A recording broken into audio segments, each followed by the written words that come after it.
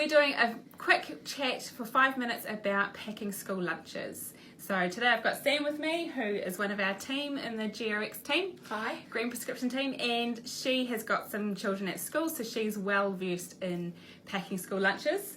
So it's Favourite chore. Yeah, it's the second week of the school year for most kids, so you might have started off with a hiss and a roar around packing healthier lunch boxes this year, and then might be finding it starting to get a bit overwhelming of what do I pack now. So we're just going to chat through a few things about why it can be a bit of a challenge and some tips around helping with that, and get some feedback from you guys as well about some challenges that you're facing and some go-tos that you have tried.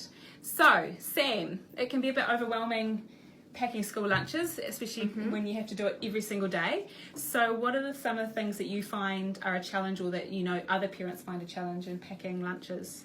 I think for me it's variety. Definitely variety is probably the biggest challenge I have. So my kids love sandwiches, but there's going to come a day where they're like, we're so over sandwiches. So I combat that by trying to maybe switch out the bread for maybe a pita bread one day. Same toppings, they have the same toppings every day, but I try to change the casing that it's in. So it might be a pita bread, it might be a wrap, and then it might be just bread one day. So at the moment that's quite a staple in the boys' lunch boxes.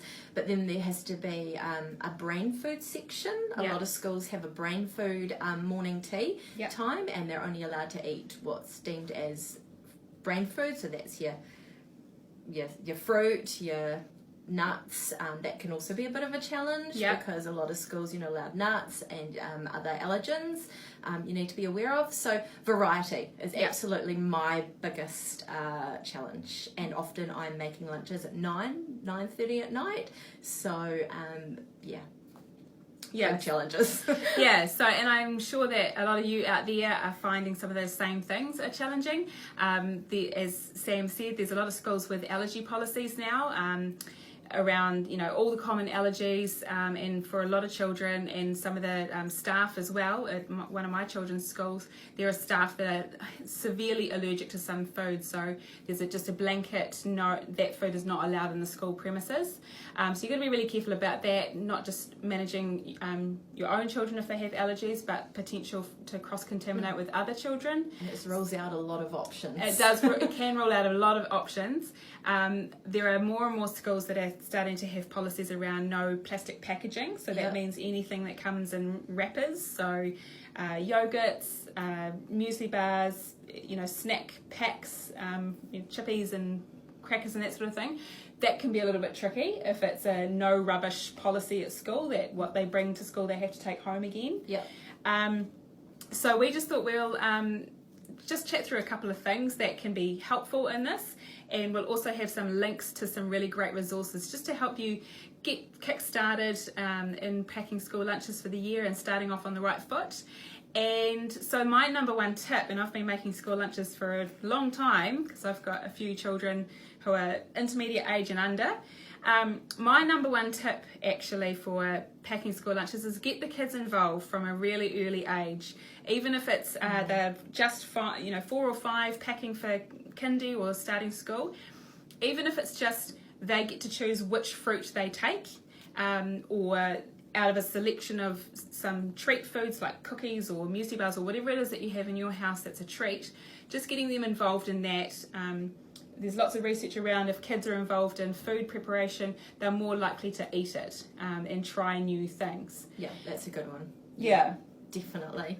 So do you get your kids involved in choosing what they're going to have for the snacks and things? Fruit-wise, definitely, because I have had so many days where I'll put the same fruit in both lunch boxes. One will like that fruit that particular day. The other one will decide that fruit's not for them that day, but they'll eat 5 of them when they come home. So it's not that they don't like that fruit. So I think, you're bang on. If they're involved, then they're more likely to eat what they picked. Yeah, it does work. And I think the other thing too is by getting kids involved, kids are actually really good at understanding how hungry they can get, because particularly little kids, their hunger needs change on a daily basis depending on what they're doing. Some days they'll just be little sparrows that eat hardly anything, other days that you just can't seem to fill them up. And so getting them involved helps them to learn about how, to listen to their bodies, of how full they are. Like, you would probably still oversee the lunchbox, but for older children, like I've got kids who are at intermediate, if they don't take enough food for the day, well, that's kind of on them. They might get home from school and they're starving, which means the next day they might go, actually, I should probably pack a little bit more so that when I use up my energy at PE and lunchtime playing, I've got some more food there. So, getting kids involved helps, because they might pack more or less than what we think that they would need. But again, it's helping them to learn to manage their hunger and how much food they should eat at a time.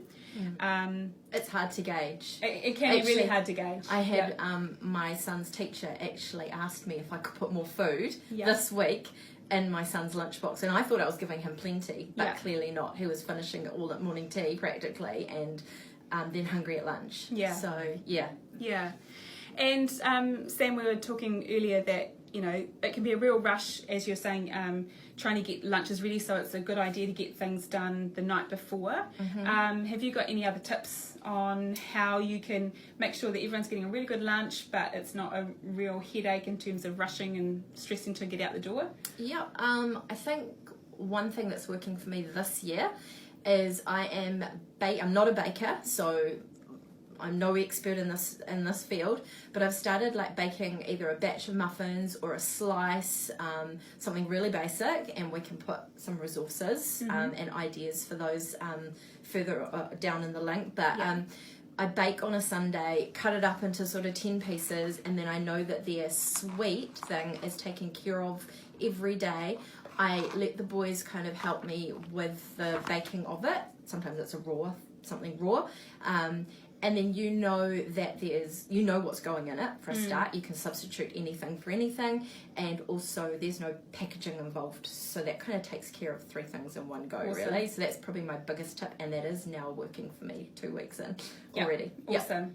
So it's I guess the key to anything when you're trying to introduce some lifestyle habits that are more healthy is that preparation is the key. So if you can do some bulk baking on the weekend when you've got a bit more time, get the kids involved, get them involved in the shopping, like making the shopping list of, hey kids, you get to choose one biscuit treat or whatever it is that is their treat food in the lunchbox. They can choose what that is out of a selection. And so, as Sam said, we're going to put some links up around some healthy lunchbox ideas. But to start off with, if you can cover off these 4 things, that you're onto a really good start. So pack a selection of smaller portions, because most kids don't like to have one big sandwich and a piece of fruit. It can be a little bit overwhelming, or it can be a bit boring. But a lot of kids like to have a selection of smaller amounts of things that kind of is a bit of a smorgasbord. So if you can cover off a few things from different groups, so if you have something from the grains group, so whether that is bread, or as Sam was saying, you might mix it up with some pita bread or some crackers, or even pasta or rice as a leftover. If you can have something from the grains group, have something from the protein group, so that might be egg if you're allowed that at school. It could be some cold meat cuts. It could be some dairy, so yogurt or a little milk drink, or slices of cheese.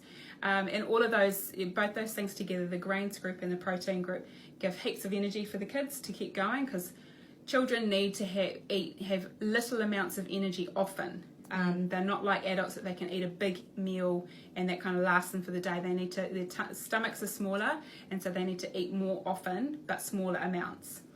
Grain food, a protein food, plenty of veggies and fruit. And as Sam said before, there's lots of schools that have a brain break, and that might just be a piece of fruit at that time. If you can start having, age appropriate food. So carrot sticks can be a little bit problematic for children who are sort of 5 and under, because they're quite hard to chew through, so it's a bit of a choking hazard. But things like raw peas, carrot sticks, celery, raw cucumber, sliced up capsicum, little cherry tomatoes, all those things are really great, and kids quite often like them if they're small amounts.